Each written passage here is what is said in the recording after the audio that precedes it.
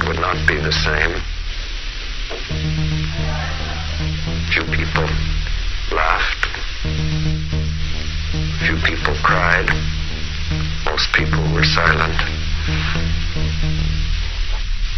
I remembered the line from the Hindu scripture, the Bhagavad Gita. Vishnu is trying to persuade the prince that he should do his duty, and to impress him takes on his multi-armed form and says, "Now I am become death, the destroyer of worlds." I suppose we all thought that, one way or another. Warning, the Rocket Radio Show may cause sudden urges to urinate, blindness, erectile dysfunction, or a sudden urge to jump up and down and wet your pants.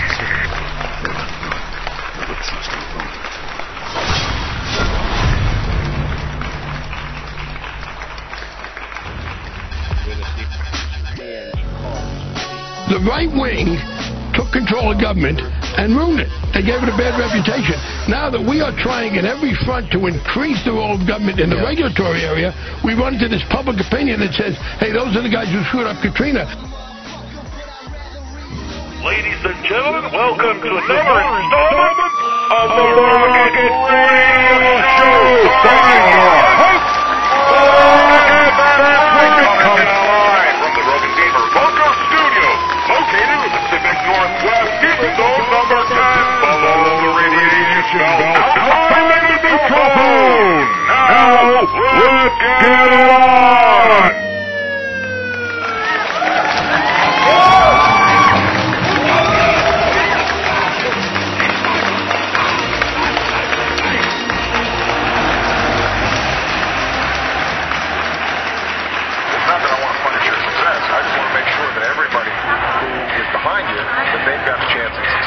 Everybody's so pinched that business is bad for everybody. And I think when we spread the wealth around, but even struggle for freedom, but do not tolerate dissent from their own people. Como símbolo supremo de dignidad y de consagración inclaudicable a la lucha revolucionaria por la libertad y la justicia. And like America's founding fathers, he would erect a constitutional order to preserve freedom for future generations, a commitment to democracy and rule of law, ratified not only by his election, but by his willingness to step down from power after only one term. one of the, I think, the tragedies of the civil rights movement was because the civil rights movement became so court-focused, I think that there was a tendency to lose track of the political and community organizing and activities on the ground that are able to put together the actual coalitions of power through which you bring about redistributive change.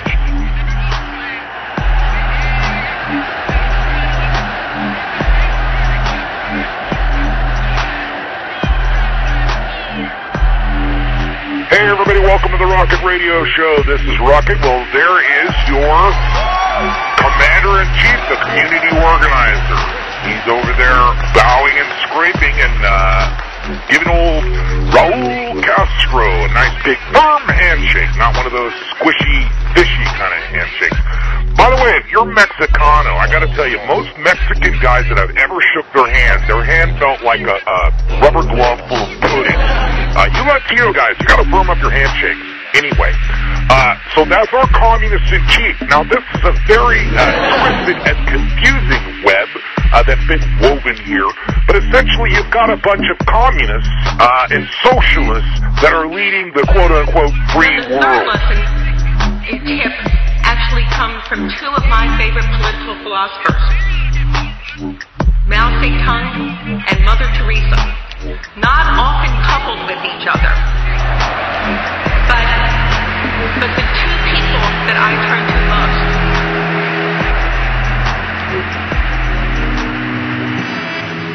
To avoid being mistaken for such a sellout, I chose my friends carefully. More politically active black students, the foreign students, the Chicanos, the Marxist professor, the Marxist professor, the Marxist professor, the Marxist professors and structural feminists and punk rock performance poets. Now, it's not a big deal that Obama wanted to shake hands with Castro, except to the media. You know, whenever you hear anything on the media that's being popularized or being talked about a lot in a positive way, you can know right away that somehow it fits into the New World Order's greedy, spooky fucking plan to dominate the planet. Now let's talk about Nelson Mandela. I've been doing some research on Nelson Mandela, and I'm not going to bore you because you guys can Google and Wikipedia yourself. But essentially, Nelson Mandela, when he was a young man, he was a boxer, he was a fighter, he was a black African nationalist. His legacy of racial reconciliation, but passionately resist even modest reforms that would challenge chronic poverty and growing inequality. Very similar to Davis, probably Obama's real dad, kind of a 1960s, 1950s black Africana nationalist, anti-apartheid kind of thing going on with Nelson Mandela, right? Now, I don't want to fault the guy, because in some ways I think I probably would do the exact same thing, or at least I would lean that way. He was for violence. He couldn't get anything to change. They weren't happy with the structure. Only problem with him is he went the communist route. Probably wouldn't do that. You know, when you start talking about freedom and equality and love for mankind, you start getting into socialism. Christianity is socialism, although it's not a communist kind of socialism. It's a different kind of socialism. And by and large, most of the people that you talk to are going to be for socialism. Now, shaking hands with Raul Castro shouldn't be, you know, taken as a grain of salt. That's a way of saying, hey, buddy, we're going to warm up relations.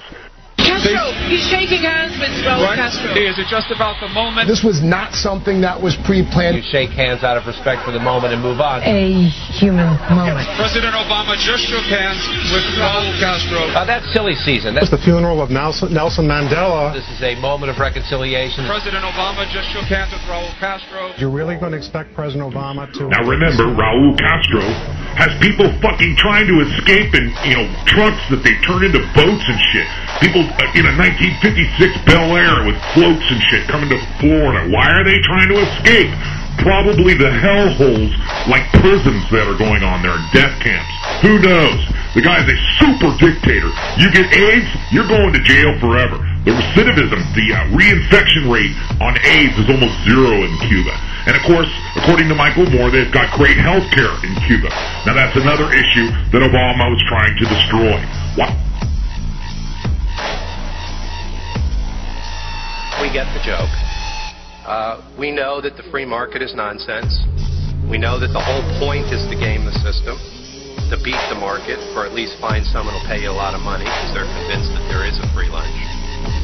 We know this is largely about power, that it's an adults-only, no-limit game. We kind of agree with Mao that political power comes largely from the barrel of a gun. It doesn't seem like everything Obama touches he's trying to destroy. It's an Alinsky tactic. It's a Piven kind of thing. What we want to do is cause a crisis, cause enough turmoil, get enough people on the dole on welfare that it crushes the states. The states will then turn to the federal government, and the federal government can institute a new guaranteed annual income. That's going to be great. And you know, since the IRS is fucked up, and we got no confidence in that, maybe we'll go to a graduated tax or a state tax or a sales tax. Maybe a flat tax. Single payer, medicine, and flat tax. Welcome to the New World Order. And since we've scaled down our military, maybe we're not the world's policemen anymore. All these things are possible. But let's get back to why everybody was there. 71 dignitaries from around the world attended the funeral of Nelson Mandela. Nelson Mandela died, 95, spent like 27 years in prison, not as a political prisoner, but for murder, and murdering children and women, bombing, killing mostly blacks. Meanwhile, Winnie Mandela is running around necklacing. If I've got to hear one more graphic explanation on what necklacing is, I think my head's going to explode. Let's just hope that the Free Syrian Army and John McCain don't hear about necklacing, because I wouldn't want necklacing added to the other 150,000 fucking Syrian torture videos that we were supposed to supporting. هاي كلمة طلع بس لك اخوات الشرموطة. يلا سيدي يلا هنيك لا.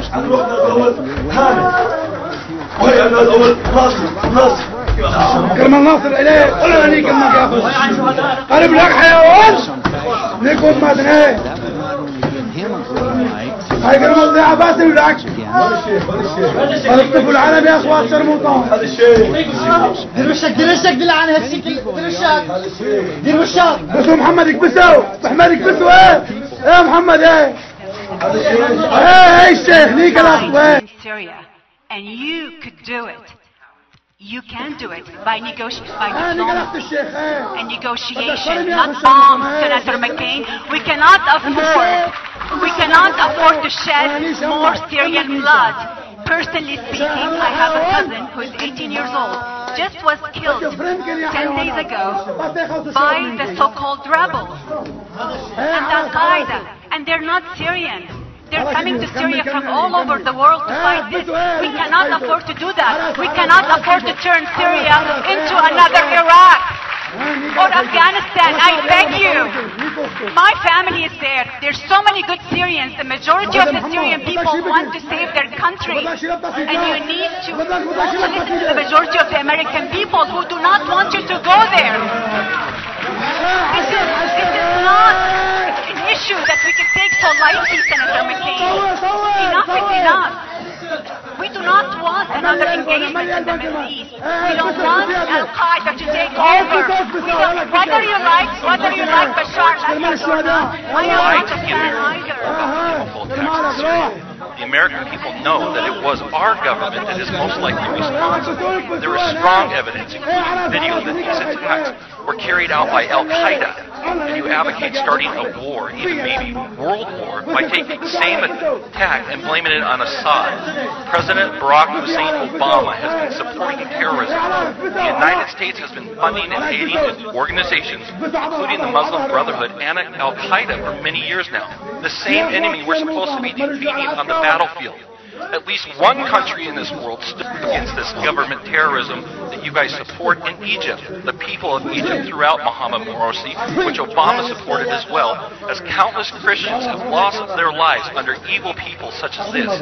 You swore an oath to protect us and protect from all enemies, both foreign and domestic. The simple irony is the domestic enemy now in this country is the people and government of the United States. And McCain and you and the rest of our leaders are accountable for their actions. It's too bad someone like me is not in office to hold you accountable. Because if I was in a position of power or authority, I would have you all arrested and tried for treason against my country under the grounds of 18 U.S.C.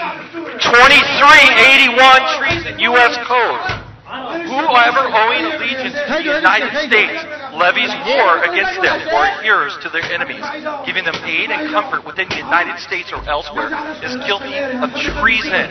That is the code. The American people are sick of it. This country rose up against you recently. The ratio, hang on, I have a right of free speech, I can finish. The American people opposed the going to war with Syria, which includes many Marines and other veterans by the thousands, was 499 to 1. That is 99% of the people of this country. So if you and the rest of this government are truly for the American people and representatives of us, I suggest this time you listen, because nobody wants another war or strike in Syria or anywhere else. Bring our brothers and sisters home. I am truly disgusted that you people are my leaders.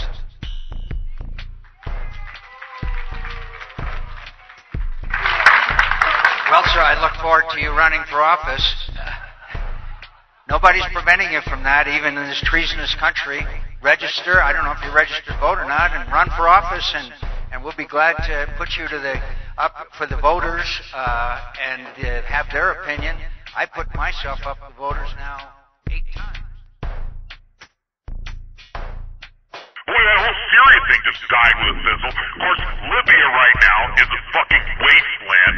I don't even want to talk about South Africa, about how bad it is there. Murder capital of the world, rape capital of the world, robbery, rape, attack, child rape.